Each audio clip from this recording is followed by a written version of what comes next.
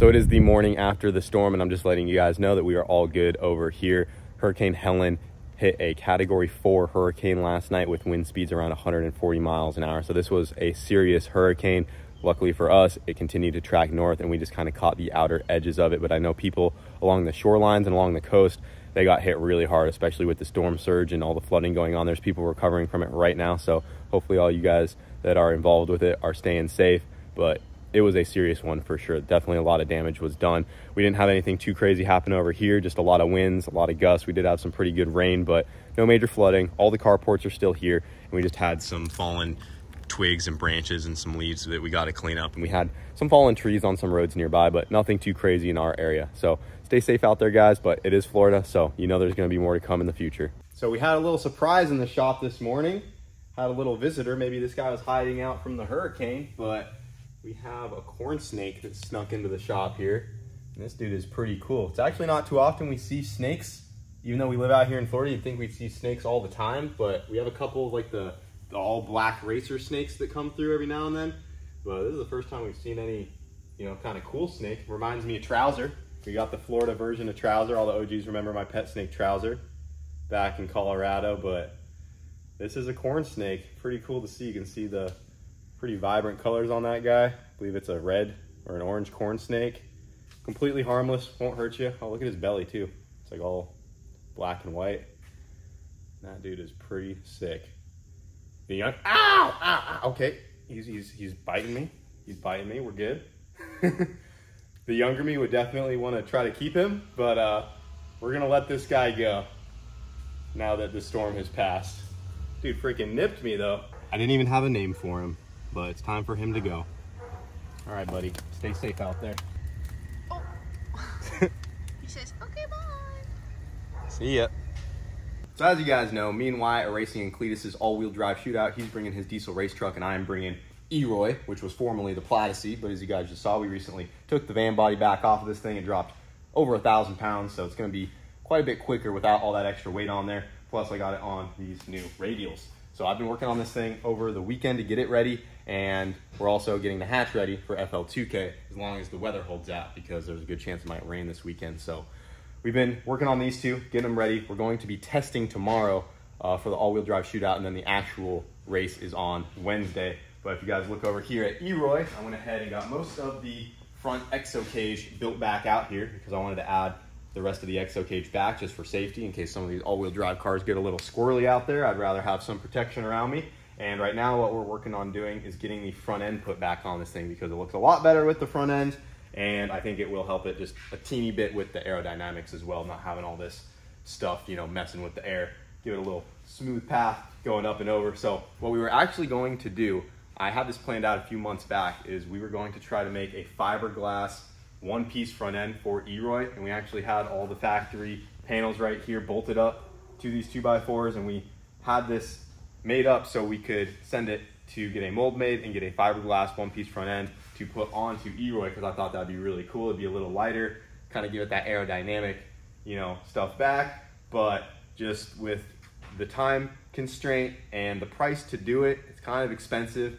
And at that point, if I was going to spend the money, I was like, I'd rather just do a full body and make it really cool. But I didn't want to get that into it with Eroy because Eroy won't be Eroy for too much longer. The final form of what this Tesla is going to be is coming up here pretty soon. I know a lot of you guys said it would be cool to make a full body for this thing, and I would love to try to do that, but that was not the plan. And we ended up scrapping that idea. So what we're going to try to do is just get the front end back on there for right now. Since we have this stuff, it should go right back on there.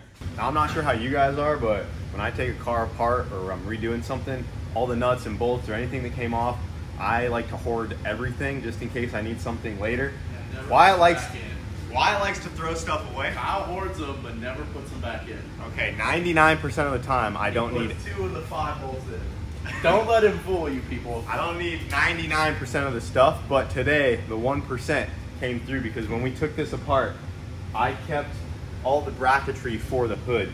So these pieces right here were spot welded on, and I even kept the pieces that we had to drill off of there to put the van body on there because I knew one day we'd probably make Eroy again, so I wanted to keep all the hood hinges. I mean, I still have everything from the Tesla up over the office space over there. I still have all the doors, all the electronics, just everything, just in case we needed something from the Tesla. But I got these brackets, so I went ahead and drilled the spot welds out, and I just put some nut certs right there, and we should be able to just bolt these guys back on like so, and put the hood hinges on, and then the hood will go right back into place, and it will latch right where it used to, since we kept everything. And you can see I got this side done, and we have a hood hinge back on, so good to go. The one time keeping all the parts paid off, but other than that, we still have a lot of junk that I could probably throw away.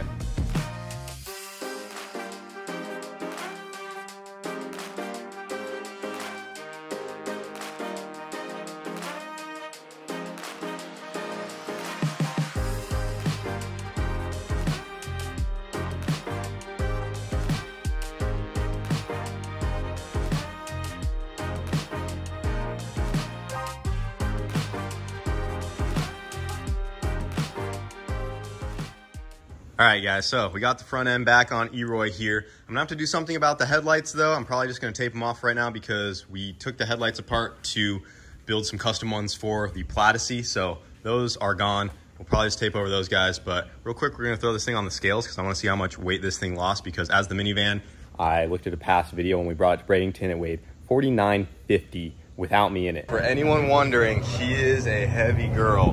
Without me in it, it is 4954. So over 5,000 pounds with the driver. The Platycee is definitely not light by any means. And I'm pretty sure that it's over 1,000 pounds lighter now. And we also have this guy. There's Miles, Mr. Gringo Integra. And why I decided to wear the same shirt, because he's just a big fan of this guy over here. He forced me, bro. He literally tried to dress me when he showed up. I'm pretty sure you texted me this morning. He's like, yo, bro, what time you gonna be over? What shirt you gonna match, wear? bro? I want to be your twin. So cute. I want to be your twin. You got a beard going on or what? I want to be your friend, man. So your Integra just made it into the state, right? Pretty much just got to Florida, yeah. Is it the car's first time in Florida ever? Yeah, I've never been in Florida to race or do anything. So it's You came all the way from Washington. Yeah, I mean, I flew. My buddy. Cletus should have an award for furthest travel. I think he should, because I think I'm going to win that one. I can only thank Dudley and his son. They drove on a single car open trailer. They left Friday, and so they just got into. How many hours is that? It has to be over 40 hours, right? It's 45 if you did it straight without changing anything. So 5 days. Positive here. Oh my God. That's a lot of work to get a all-wheel drive Honda across the U.S. And I all that to go out to a Tesla first round. Right, all that to get pumped off by a diesel truck or whatever. I did actually secure a spot for FL2K, so I'm racing in that too.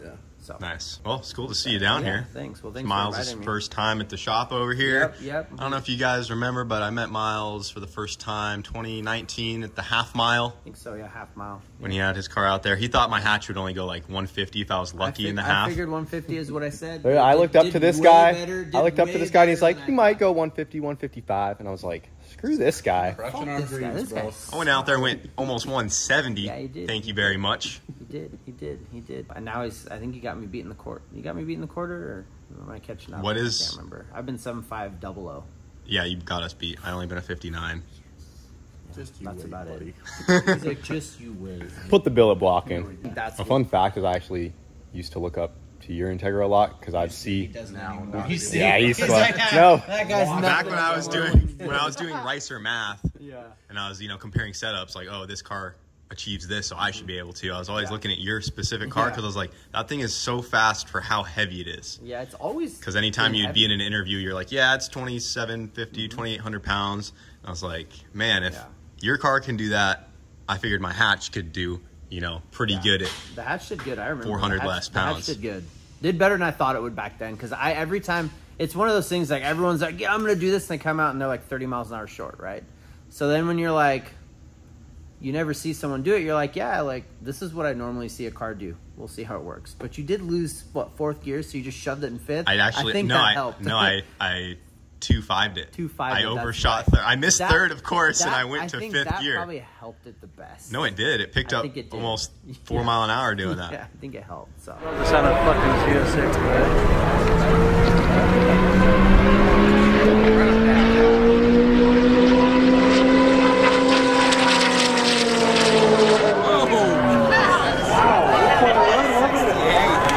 Like that? Damn.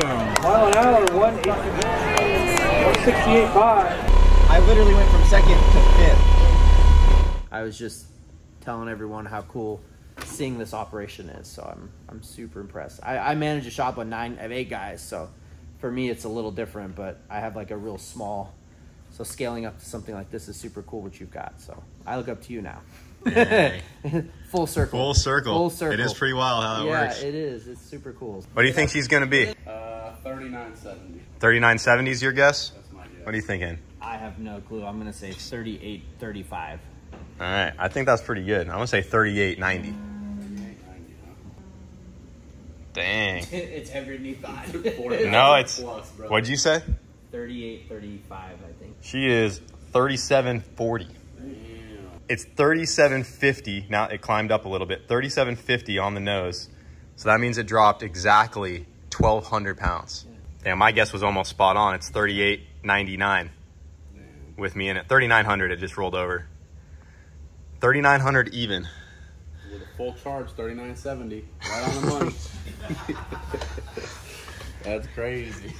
So even with me in it, it is 1,100 pounds lighter than it was as the Platycee. And the Platycee held its own in the no prep. I mean, it got beat the second time around, but it didn't get beat terribly. So now imagine 1,100 less pounds and some better tires. Hopefully that should do quite a bit better. Yeah. But we got some heavy hitters out there, so I don't know if this thing's gonna... Heavier hitters. We're going to call them heavier hitters. So we got Eroy just about ready to go for the all-wheel drive shootout. Wyatt's truck is ready as well. We have a spot where we're gonna do some testing tomorrow. You guys will see that in tomorrow's video, and then we will be ready for the all-wheel drive shootout. So really excited for that. And we also got the hatch just about ready to go for FL2K because I got this thing signed up for stick shift.